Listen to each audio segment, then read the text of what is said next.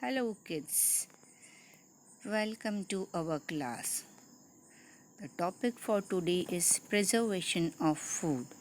As we know, food is very important for our body. Food gives us energy, help us to grow, keep us healthy. So it's very important to save food. So let's understand what is preservation first. So, the preservation is the process by which food items are prevented from getting spoiled for a long period of time. Why do we need to preserve the food? The reason to preserve the food are to store excess produce, to add a variety to our daily diet. Let's understand the importance of preserving food. The first is easier to carry. To prevent the wastage of food, easier to store. The food can be kept for a longer time.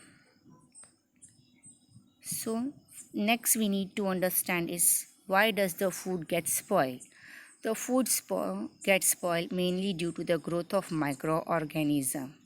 The conditions that help the growth of microorganisms are high moisture content, food kept at a room temperature for a long time. So kids, here you can see these are the tiny microorganisms which are very small and cannot be seen through the naked eye. They are seen through the microorganism, and when the food is kept outside for a long time, they spoil the food. Let's understand the most common methods for the food preservation. The most common method is refrigeration, freezing, pasteurization, dehydration, boiling, and canning. Let's study them in detail. Refrigeration. It means storing the food at low temperature as microorganisms can not grow at low temperature. So you might have seen your mama keeping the extra food prepared inside a refrigerator. The next method of food preservation is freezing. When certain food items are frozen, the water present in it changes to ice. So microorganisms cannot grow as there is too low temperature. So if you go to a market, you might have seen peas, corns, and the different fruits and vegetables are stored inside the freezer. The next method is pasteurization.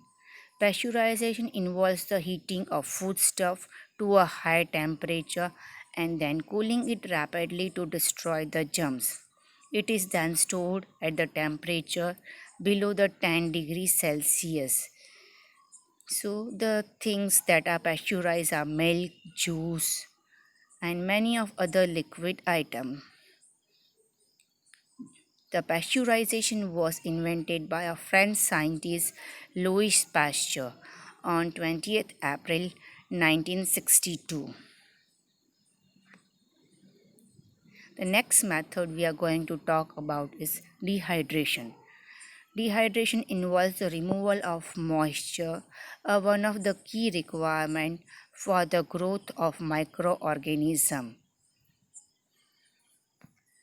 So you might have seen your dadima mother drying out certain vegetables, fruits, and the grains under the sun. So these food items can be preserved for a longer time. The next method for food preservation is boiling. Boiling the liquid items can kill microorganisms present in them. Mostly water and milk are boiled to kill the organism. So in rainy season you might have seen your mama boiling the water, or daily she boils out the milk because there are many microorganisms present in them and boiling them can make these items germ free.